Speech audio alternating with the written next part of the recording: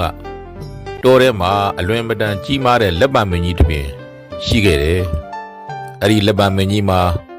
ပွင့်ငိမ်ရောက်လို့ပွင့်လာတဲ့အခါတပင်လုံးရဲရဲနီးနေတာပေါ့။ဒီနေ့မှာတော့အဲ့ဒီရဲရဲနီးပွင့်နေတဲ့လက်ပံမင်းကြီးအောက်ကိုမြေခွေးတစ်ကောင်ရောက်လာခဲ့တယ်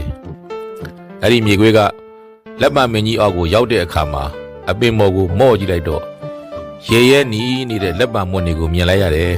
။အဲ့ဒီအခါမြေခွေးက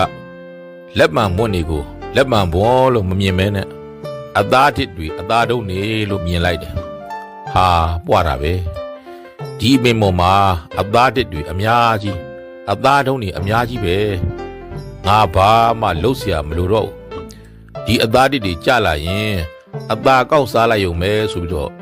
လက်ပံမင်းကြီးဘောကိုမော့ပြီးမျောနေခဲ့တယ်။မကြပါဘူး။လက်ပံမွန်လေးတဝန်းကျွေးကြလာတယ်။အဲ့ဒီအခါမှာမြေခွေးကဟောအသားတိတိတော့ကြလာပြီအသားတုံးတုံးတော့ကြလာပြီဆိုပြီးတော့ပြေးဟပ်လိုက်တယ်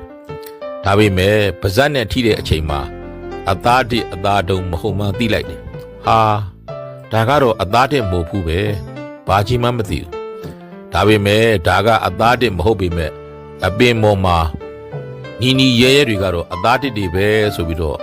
ဆက်ပြီးတော့ပဲမော့ပြီးမျောနေခဲ့ပြန်တယ်မကြခင်နောက်တစ်ပွင့်ကြွေကြလာလိုက်ပြေးကောက်လိုက်မဟုတ်သေးဘူးဆိုပြီးတော့ထိုင်းဆောင်လိုက်နဲ့နောက်တစ်ခါကျွေးလာမယ်အပုံကိုမျောလိုက်နဲ့အဲ့ဒီမြေခွေးဟာအဲ့ဒီအပင်အောက်မှာပဲအစာပြတ်ဆင်းရဲဒုက္ခရောက်သွားရတယ်အကြိမ်များစွာကြွေကြနေတာတော့အသားတစ်မုံမှမသိခဲ့တာကတော့ညံလွန်းပါတယ်အလောင်းစားဆိုတာလဲအဲ့လိုပဲလို့မြင်တယ်အလောင်းစားသမားတွေဟာအလောင်းစားဆိုတဲ့လက်ပံပင်ကြီးအောက်ရောက်လာတဲ့အခါတစ်ဖက်လူလက်ထဲမှာရှိနေတဲ့ပက်ဆန်တွေကိုငါရမှာလို့ထင်ပြီးတော့မျောလင့်ပြီးအလောင်းစားတွေလောက်ကြတယ်ချဲထိုးတဲ့လူပဲဆိုကြပါစို့ချဲတစ်ခါထိုးလိုက်တယ်ချဲမထွက်မချင်းလက်ပံမြင်မောကလက်ပံမွန်းတွေကိုမော့အကြည့်မျောနေတဲ့မြေခွေးလိုဒီတစ်ခါကြလာခဲ့ရင်တော့စားရတော့မယ်ဆိုပြီးတော့မျောလင့်ချက်တွေနဲ့ပေါ့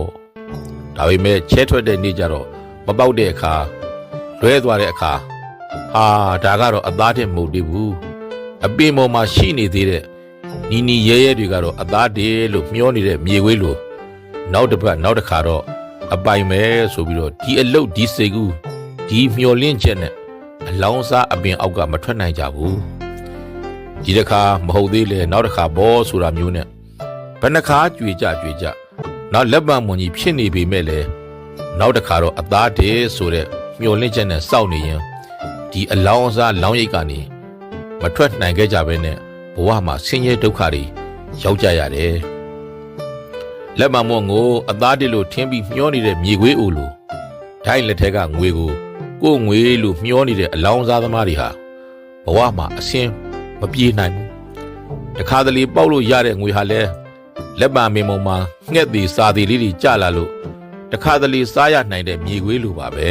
သူ့အတွက်အစာမဝနိုင်ပါဘူးဒီလက်မမင်းကြီးအောက်မှာပဲအမြဲမျောနေတဲ့မြေခွေးဟာအပြစ်မှာဘယ်နေရာဘယ်လိုအစာရှာရမယ်ဆိုတဲ့အသည့်တွေရောစွမ်းအားတွေရောကြာရှုံးကုန်ရသလို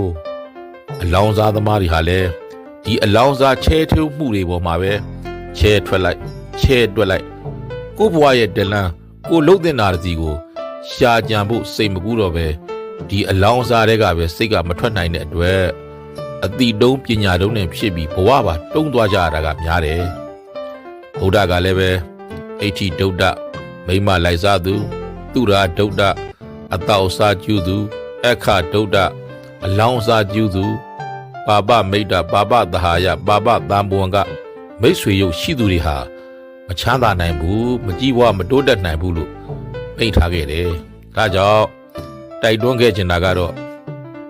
အဲ့ဒီအလုပ်ဟာဘဝအတွက်အာမခံရှိတဲ့အလုပ်လည်းမဟုတ်ပါဘူးချဲထိုးသူအများစုဟာလည်းအဆင်ပြေတိုးတက်ပြီးချမ်းသာနေတဲ့သူဆိုတာမရှိသလောက်ရှားပါလိမ့်မယ်10ယောက်တယောက်ရှိတယ်ဆိုရင်တောင်အဲ့ဒီတယောက်ကိုဖြစ်နိုင်တယ်လို့စိတ်ကူးရနိုင်သေးပေမဲ့ချဲထိုးတဲ့လောင်းကစားမှုကြောင့်ချမ်းသာလာတာ